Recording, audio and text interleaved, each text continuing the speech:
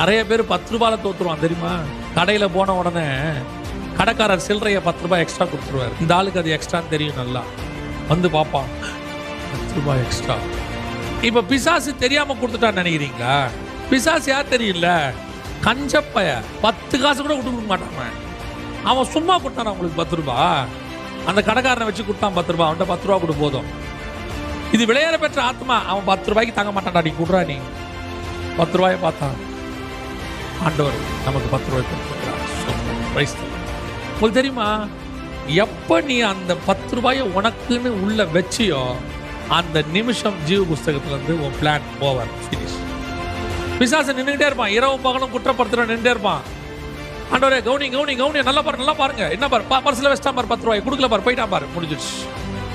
இந்த மாதிரி சின்ன சின்ன விஷயத்துல தேவன் பிளானை விட்டு போனவங்க எத்தனையோ பேர் இருக்கிறாங்க. அதுதான் உனக்கு டெஸ்ட்.